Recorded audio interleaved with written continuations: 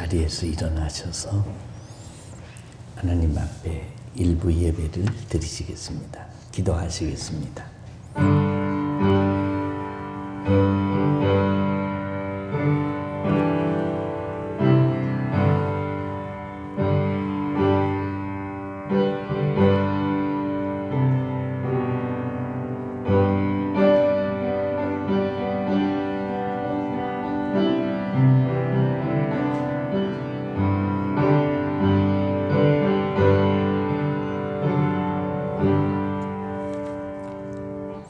하나님은 우리에게 은혜를 베푸사 복을 주시고 그의 얼굴빛을 우리에게 비추사 주의 도를 땅 위에 주의 구원을 모든 나라에게 알리소서. 인생을 굽어 살피시는 전능하신 하나님, 주일 이른 아침에 주의 전에 나와 회개하는 마음으로 예배합니다. 우리 예배가 아벨의 제사가 되기를 원합니다. 성령님이 임재하셔서 예배 중 주시는 은혜를 주옵소서. 방해하는 마귀의 역사는 제어하시고 우리 영혼이 새롭게 되는 아침 되게 하여 주옵소서. 예배를 받으시는 예수님의 이름으로 기도드리옵나이다. 아멘. 찬송가 3장 찬송입니다.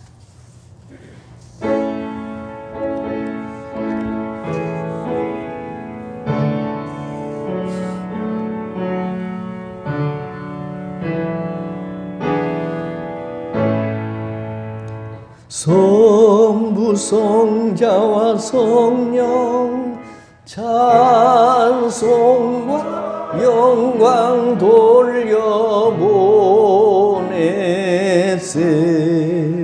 태초로 지금까지 또 영원 무궁토록 성삼위께 영광 영광 아멘.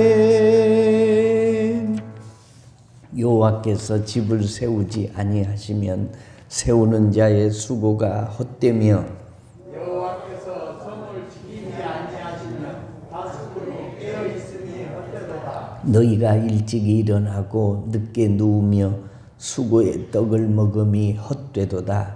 그러므로 여호와께서 그의 사랑하시는 자에게는 잠을 주시는도다. 보라, 자식들은 여호와의 기업이요 해의 열매는 그의 상급이로다. 젊은 자의 자식은 장사의 수중의 화살 같으니 이것이 그의 화살통에 가득한 자는 복되도다. 그들이 성문에서 그들의 원수와 담판할 때에 수치를 당하지 아니하리로다. 아멘. 전능하사 천지를 만드신 하나님 아버지를 내가 믿사오며 그 외아들 우리 주 예수 그리스도를 믿사오니 이는 성령으로 잉태하사 동정녀 마리아에게 나시고 본디오 빌라도에게 고난을 받으사 십자가에 못 박혀 죽으시고 장사한 지 사흘 만에 죽은 자 가운데서 다시 살아나시며 하늘에 오르사 전능하신 하나님 우편에 앉아 계시다가 저리로서 산자와 죽은 자를 심판하러 오시리라. 성령을 믿사오며 거룩한 공회와 성도가 서로 교통하는 것과 죄를 사하여 주시는 것과 몸이 다시 사는 것과 영원히 사는 것을 믿사옵나이다. 아멘. 자리에 앉으셔서 405장 찬송하신 다음에 정춘남 권사님이 기도해 주시겠습니다.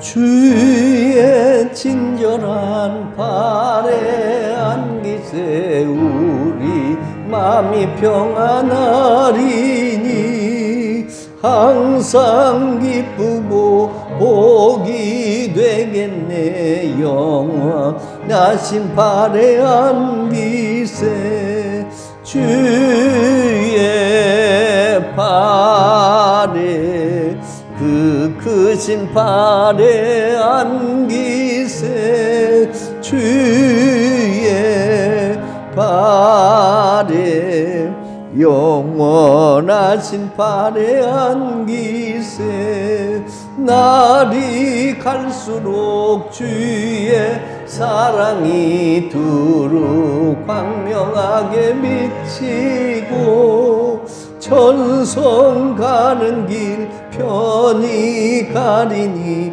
영원하신 발에 안기세 주의 발에 그 크신 발에 안기세 주의 발에 영원하신 발에 안기세 나 위에 보좌로 나갈 때에 기뻐 찬미 소리 외치고 겁과 두려움 없어지리니 영원하신 발에 안기세 주의 발에 그 크신 발에 안기세 주의 발에 영원하신 발에 안기세. 기도하시겠습니다.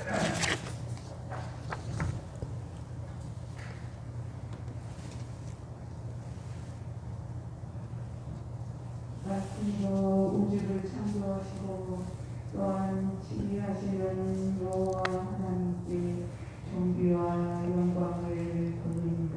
아멘. 택한 백성을 불 속에서도 사자굴 속에서도 지켜주시는 하나님께서 오늘도 저희를 환난과 핍박 가운데서 지켜주셔서 하나님께서 오늘도 저희를 환난 핍박 가운데서도 지켜주셔서 믿음으로 달려갈 수 있게 하시니 더욱 감사드립니다. 아멘. 그러나 아직도 저희들은 연약하고 부족하여 마귀 꼬임에 빠져 범죄하여 성령을 근심스럽게 할 때가 얼마나 많은지 모릅니다. 주여.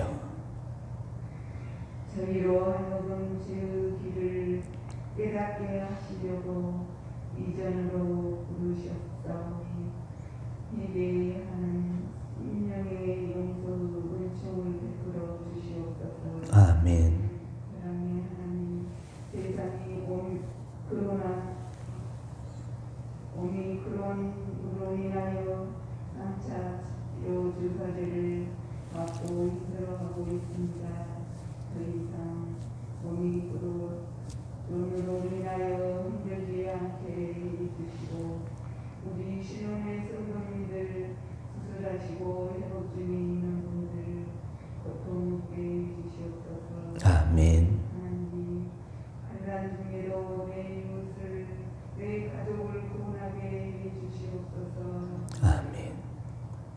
아버지 감사합니다. 오늘도 말씀을 전하시기 단위에 서시는 목사님 기억하시고 웃음보다 더한 말씀을 증거하실 수 있도록 도우실 것을 믿습니다. 아멘. 애들의 시중을 주님께 의탁하오며 예수 그리스도 이름으로 기도합니다. 아멘.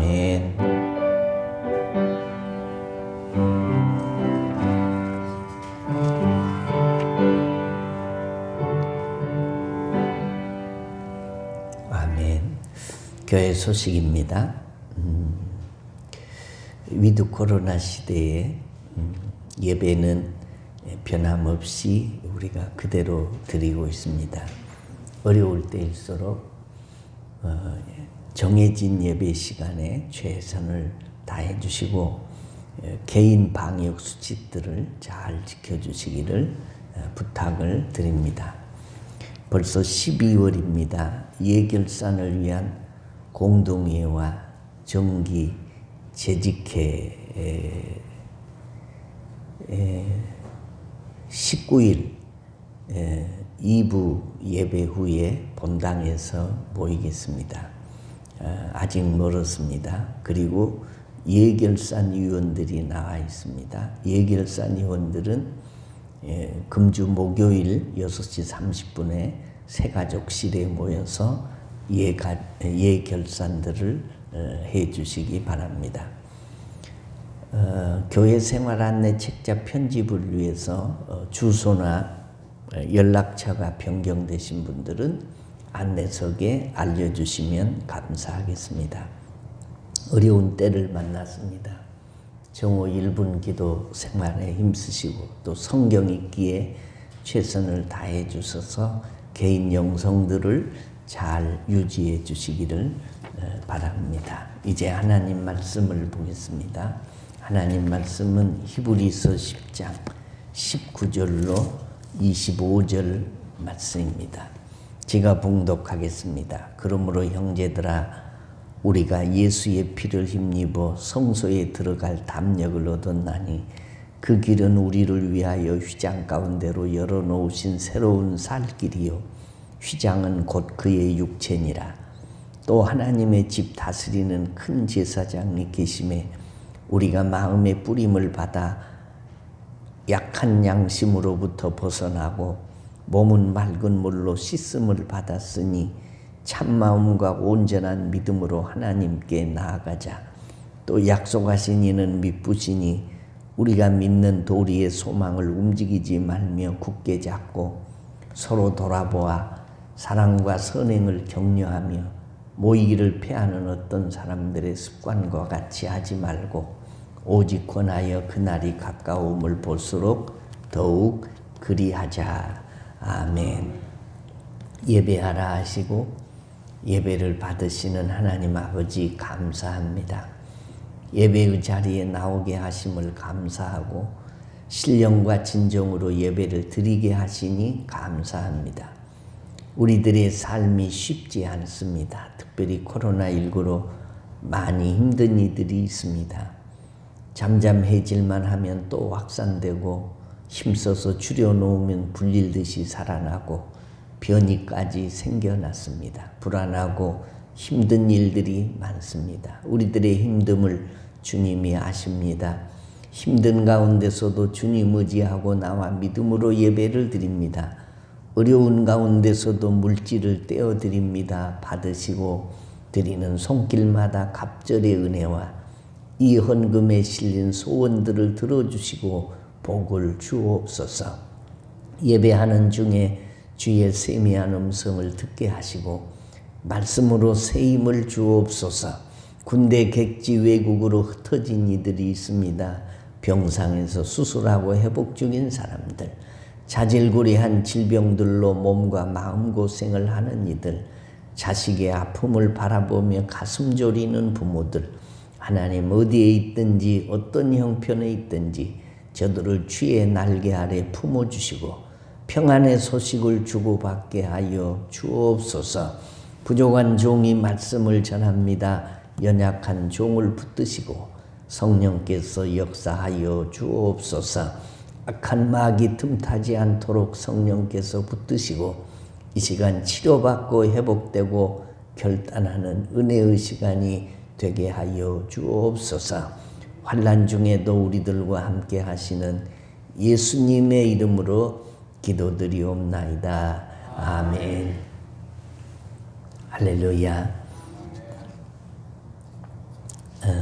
지난 10월 달에 우리 보건복지부가 한국교회의 예배 실태를 보고 작성해서 한 일이 있습니다. 공무원들 7,411명을 동원을 해서 주일날 각 교회를 순회하면서 조사한 내용이었습니다. 물론 코로나 방역 실태를 조사하기 위함이었습니다. 그 결과가 어떻게 보고가 됐냐. 9,000개의 교회가 주일날 예배당에서 예배를 드리지 않고 있다라는 보고서를 냈습니다. 온라인 영상 예배를 드리고 있거나 아주 예배를 드리지 않는 교회도 많았습니다. 예배를 드리고 있더라도 소수의 교인들만 모여서 이 대면 예배를 드리고 있다라고 보고를 했습니다. 우리나라에는 모든 교파를 초월해서 약 6만 교의 교회가 있습니다.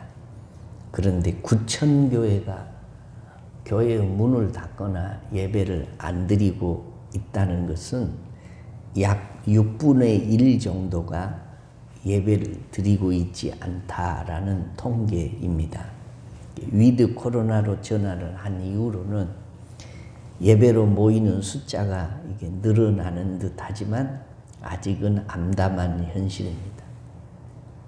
이 와중에서 오미크론이라는 변형된 코로나 바이러스가 나와서 뉴스에 보니까 벌써 우리나라에도 9명이나 나왔다라고 알려져 있습니다.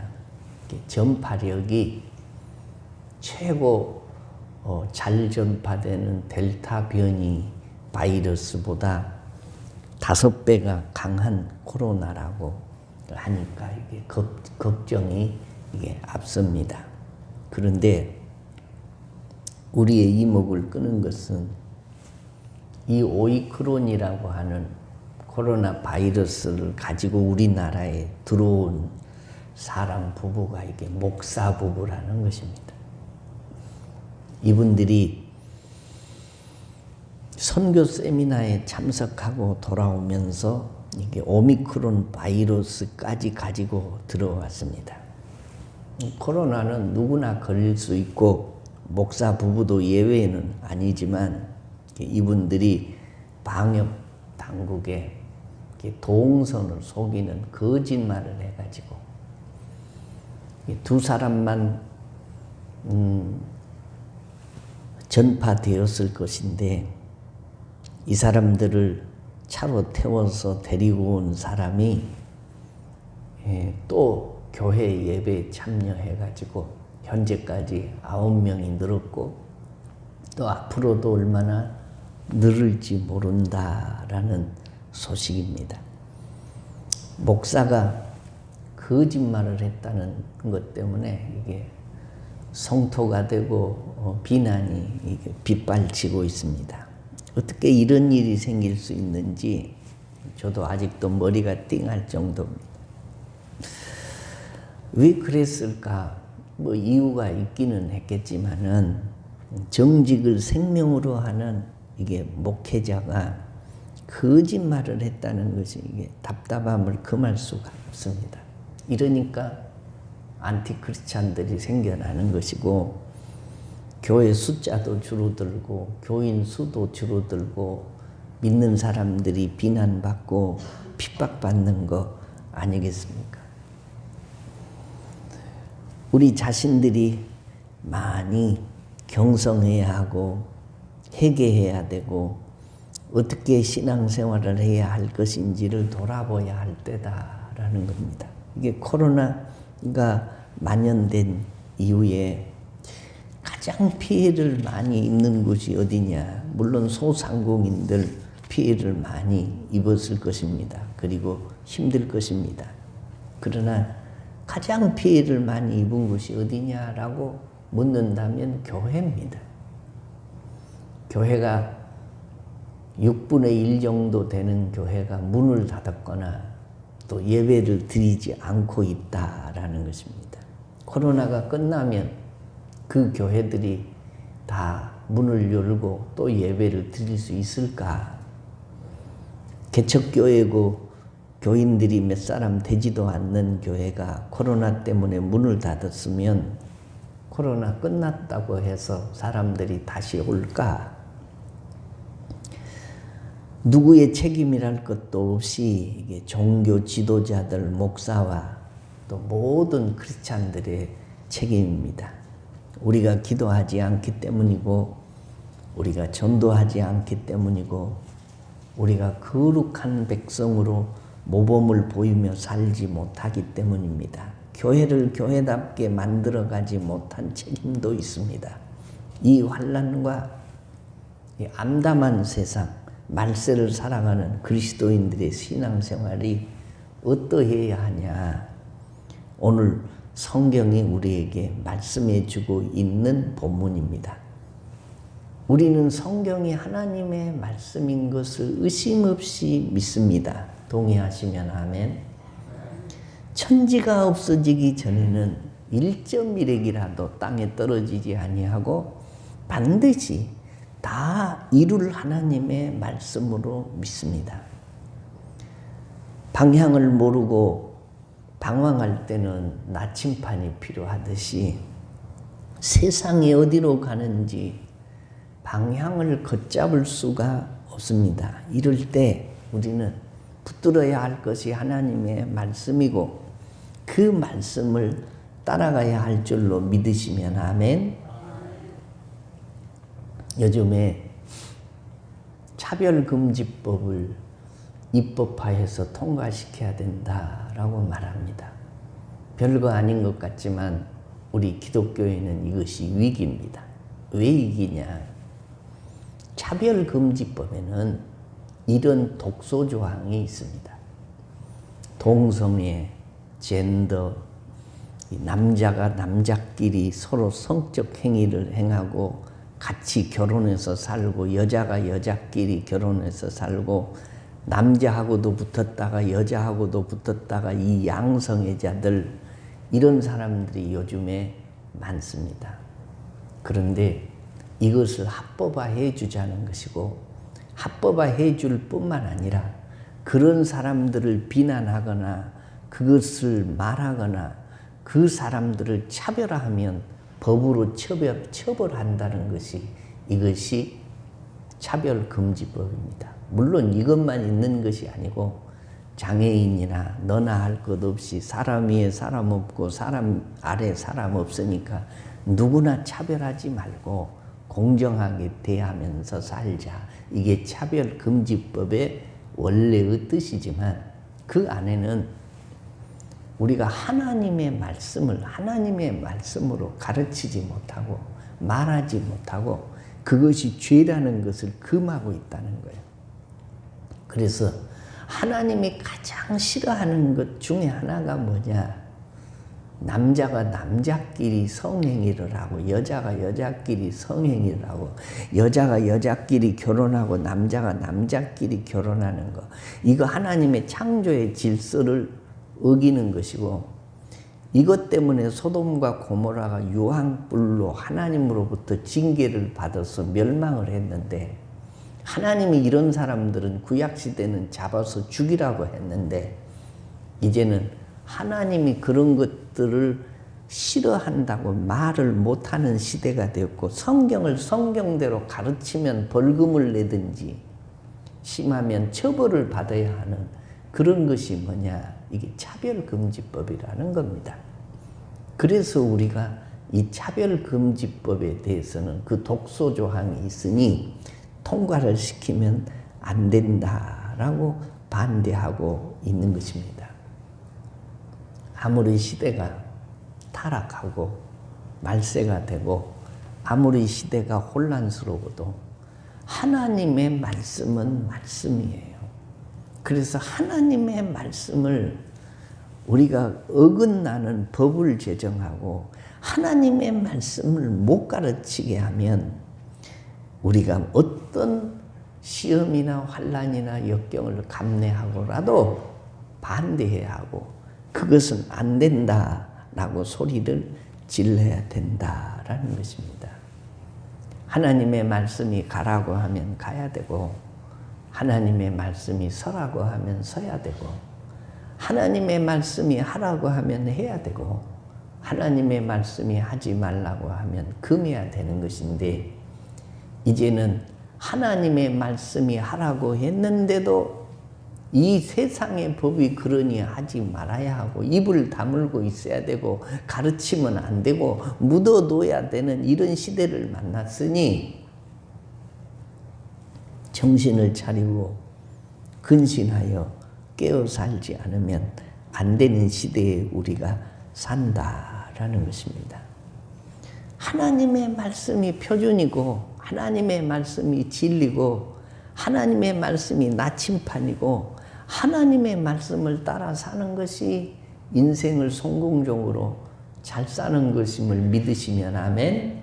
그래서 우리는 말씀을 하나님의 말씀, 성경을 하나님이 우리에게 주시는 나침판으로 여기고 사는 사람들이 우리 그리스도인들인데 오늘 하나님의 말씀이 우리에게 뭐라고 하냐? 모이기를 피하는 어떤 사람들의 습관을 버리라 라고 말씀한다라는 겁니다. 우리가 지금 모이기가 쉬운 때냐? 아닙니다. 우리 교회도 위드 코로나가 되었어도 이게 모이는 사람들이 코로나 이전보다는 얼마나 줄었냐?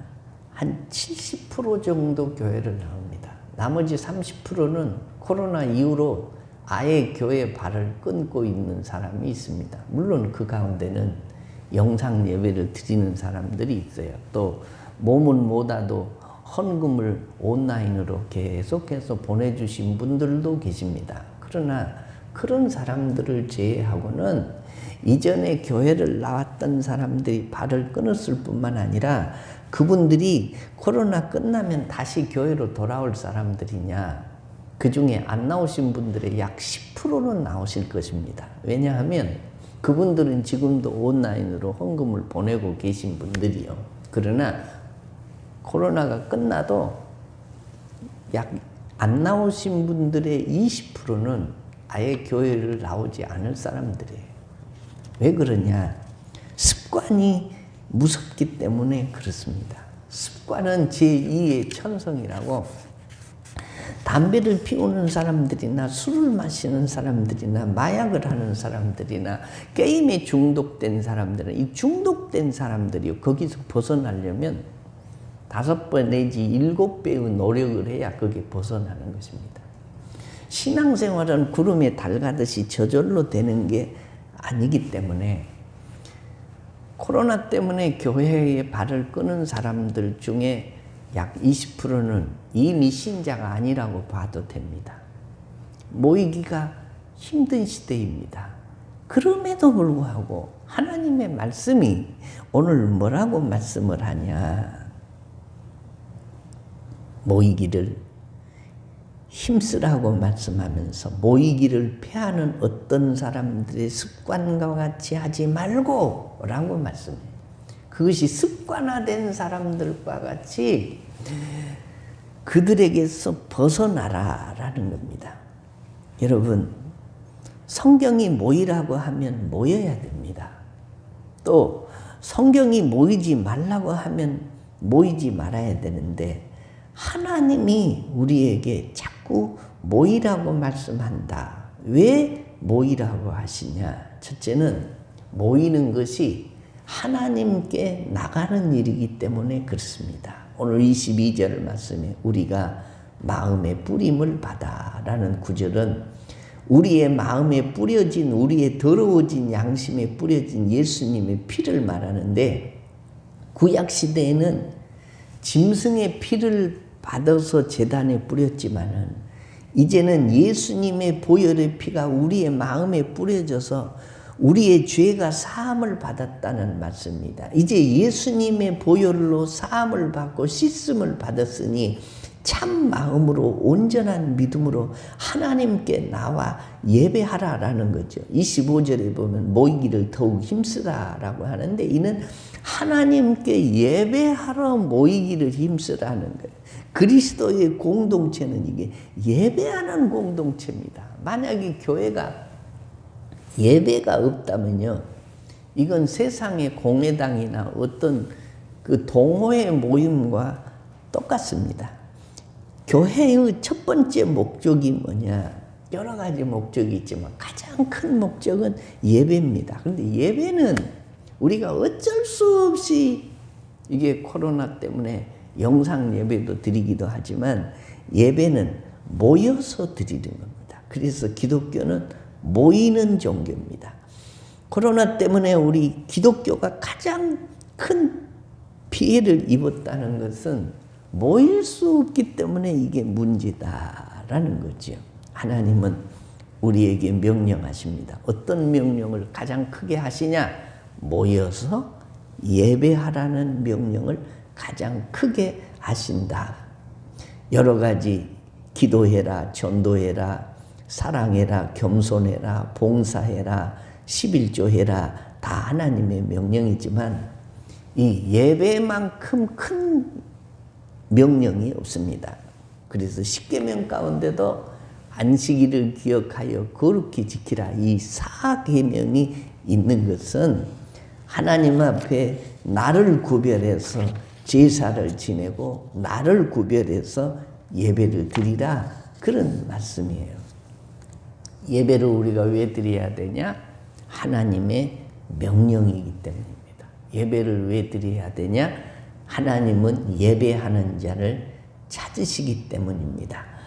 요한복음 4장 23절에 아버지께 예배하는 자는 시원하니 곧 이때라. 아버지께서는 이렇게 자기에게 예배하는 자들을 찾으시느니라.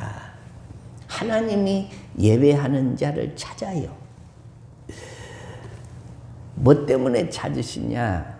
만나시기를 원하고 우리 예배를 받으시기를 원하고 예배 드리는 자들을 복 주시기를 원하셔서 하나님이 찾으신다라는 겁니다.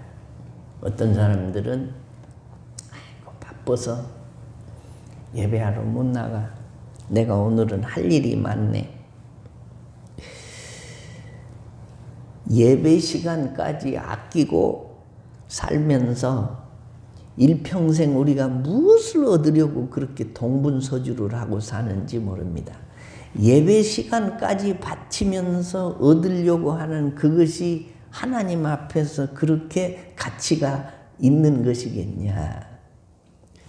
여유가 생기면 내가 예배를 드려야지 그런 생각을 하면 안 된다. 예배가요, 사실은 알고 보면 일주일이 164시간인데 일주일에 1시간 예배를 드리면요 164분의 1을 하나님 앞에 드리는 거예요. 물론 우리가 코로나 이전에는 주일 오후 예배도 드리고 3일 예배 뭐 지금도 드리지만 새벽 기도에 이 다 해봤댔자 일주일에 164시간 중에 하나님께 예배하는 시간을 우리가 계산을 하면 불과 얼마 안 돼.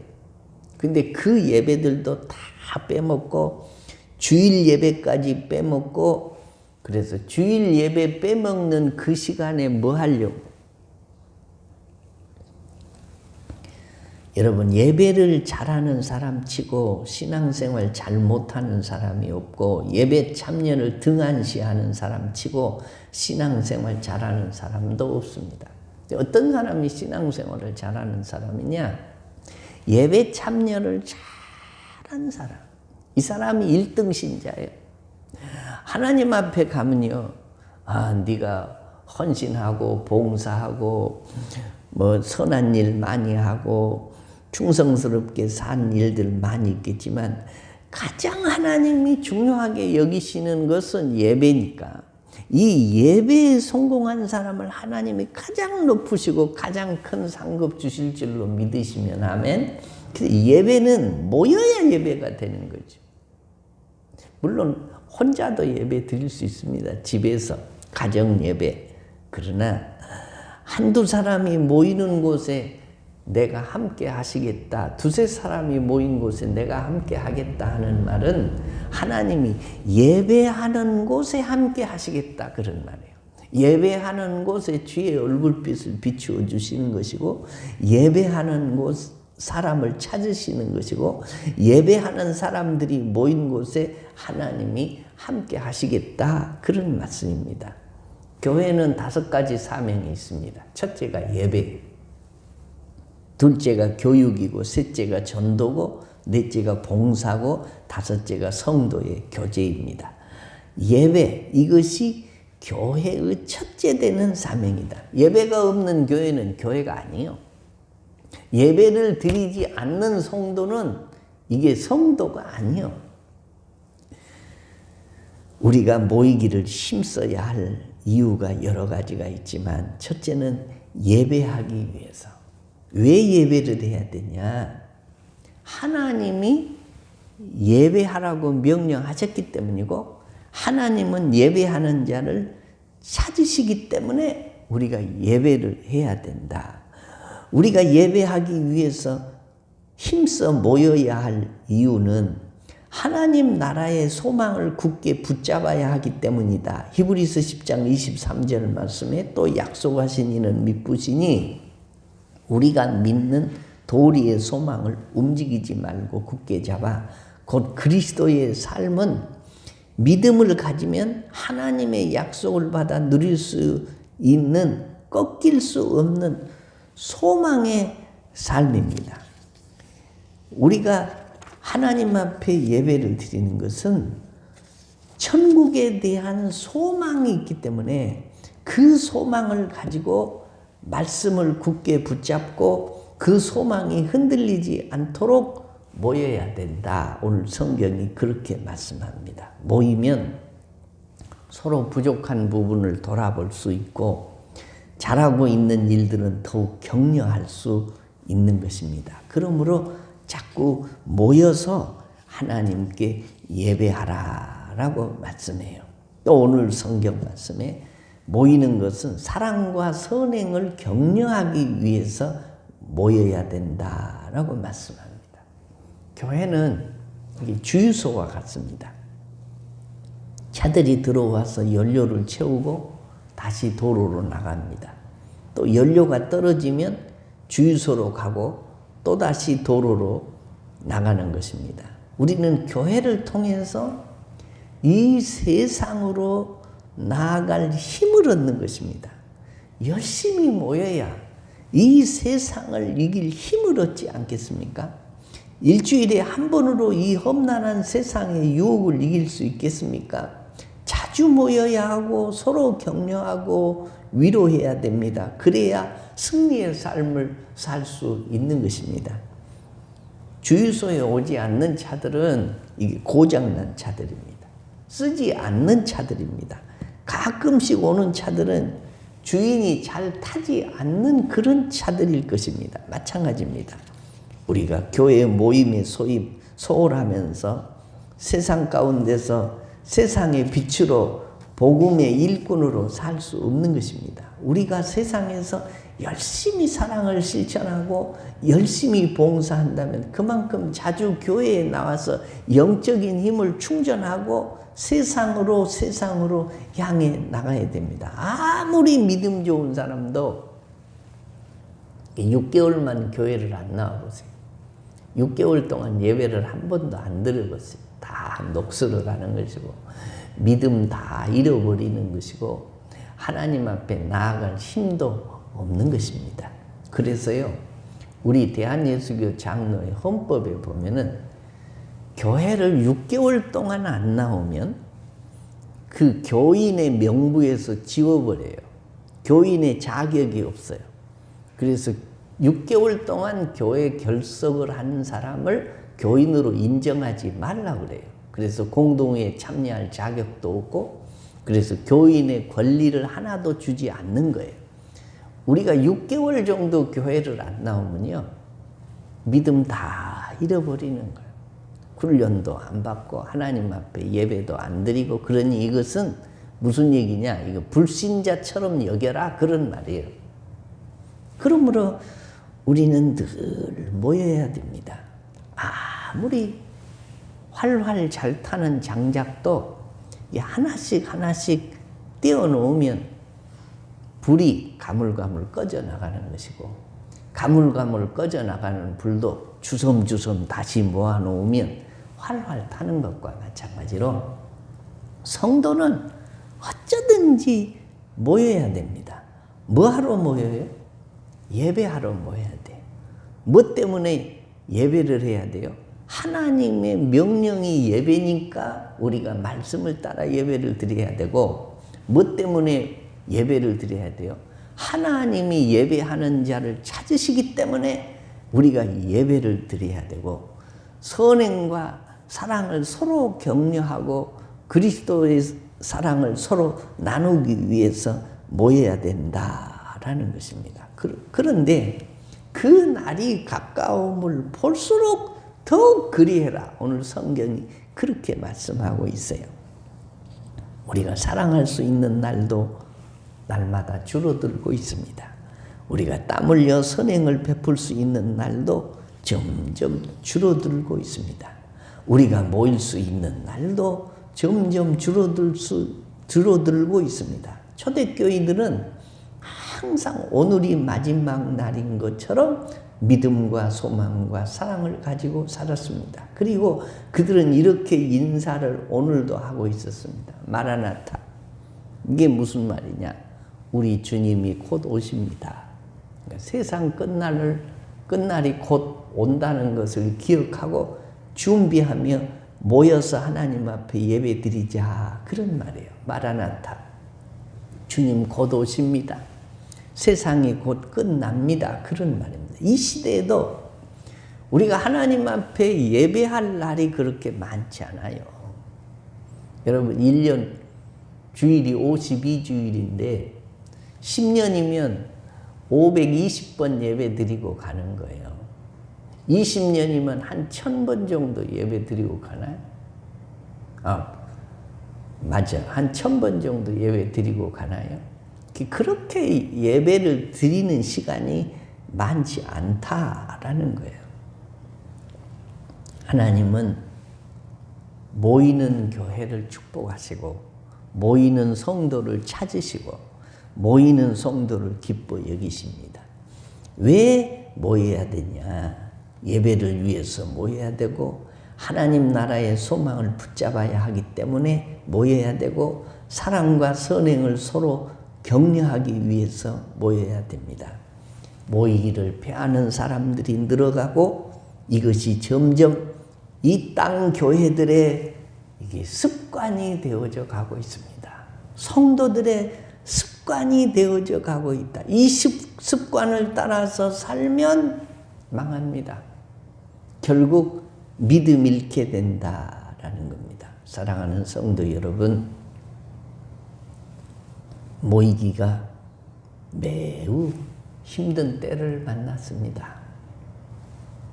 우리 권사님들 중에도 이게 주일날 잘 안 나오는 교인들이 많아요. 어쩌다가 전화를 해보면 아이고 목사님 요새 코로나가 너무 심해가지고 이제 좀 끝날 때쯤 갈게요.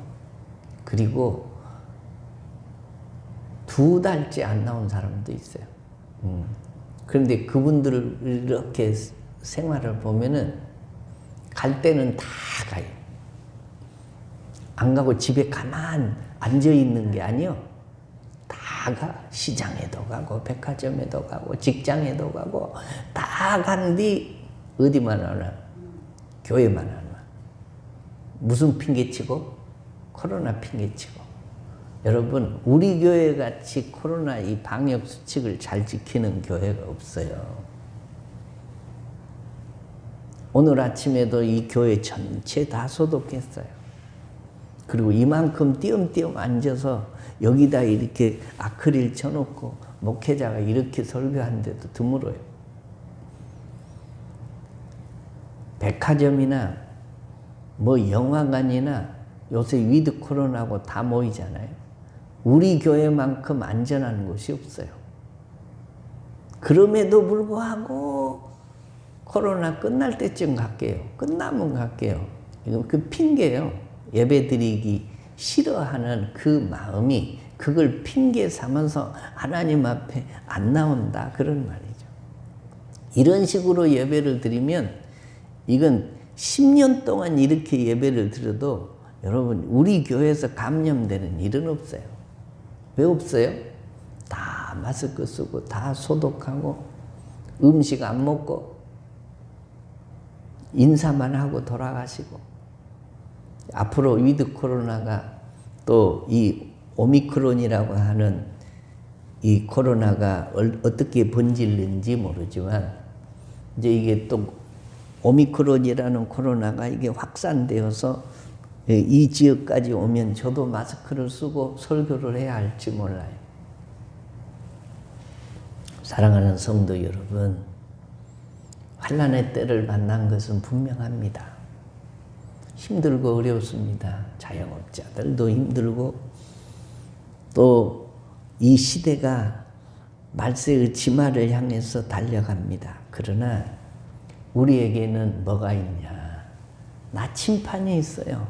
이렇게 살면 전후 좌우 앞뒤를 다 둘러보지 않아도 이 말씀대로만 살면 인생 성공하는 하나님의 말씀이 있어요. 이 말씀대로 환난의 때에도 평안할 때에도 형통할 때에도 공고한 일을 만나더라도 이 말씀 붙들고 살면 인생 실패하지 않고 인생 성공하고 잘 살다가 하나님 앞에 가는 것이니 오늘 하나님의 말씀이 뭐라고 하냐? 모이기를 패하는 어떤 사람들의 습관과 같이 하지 말고 오직 권하여 그날이 가까움을 볼수록 더욱 그리하자라고 말씀하셨으니 이 환난의 때에 이 말씀을 붙들고 모이기를 패하는 어떤 사람들의 습관을 깨뜨리고 하나님 앞에 늘 모여 예배에 성공하시고 예배에 성공하는 자를 찾아서 복 주시는 하나님의 복이 여러분의 신혼심과 가정과 생업이 넘쳐나시기를 주의 이름으로 축원합니다. 하나님 아버지 감사합니다. 하나님이 우리의 소망이요 하나님이 우리의 방패시요 산성이요 우편 그늘이십니다. 이 환난의 때에 하나님의 도우심이 더 절실히 필요한 자들이 주님 앞에 서서 고개 숙여 기도합니다. 하나님 우리들을 도와 주옵소서. 어떻게 살아야 잘 사는 것인지 분별력이 희미해져가는 이 땅 살면서 오직 하나님의 말씀을 붙들게 하시고 하나님의 말씀에 생명을 걸게 하시고 하나님의 말씀을 읽고 듣고 지키는 자가 복이 있다고 했으니 하나님의 말씀을 읽고 듣고 지키며 사는 저희들 되게 하여 주옵소서. 모이기를 피하는 어떤 사람들의 습관과 같이 하지 말고 오직 권하여 그날이 가까움을 볼수록 더욱 그리하라 말씀하신 주님. 코로나 팬데믹 속에서도 주의 말씀을 붙들고 순종하고 모이는 일에 힘써 최선을 다하는 믿음의 종들 되도록 도와주옵소서. 아픈 곳에 손을 얹은 사람들이 있습니다. 우리 주님이 보혈의 피를 우리의 양심에 우리의 마음에 뿌려주셨다고 했으니 그 뿌려주신 것 짜증난 손으로 아픈 손 위에 더 씌워 안수하여 주소서. 더러운 변화와 증거들과 어두움의 영들이 나사렛 예수 이름으로 다 떠나가게 하여 주옵소서. 치료하여 주시고 고쳐주시고 회복시켜 주시옵소서. 회복된 육신 가지고 늘 모이기를 힘써 하나님 앞에 예배로 가까이 나아가는 믿음의 종들 되도록 도와 주시옵소서. 예수님의 이름으로 기도하옵나이다. 아멘. 서신 채로 오 예수님 내가 옵니다. 못 박히신 십자가 앞에 찬양하겠습니다.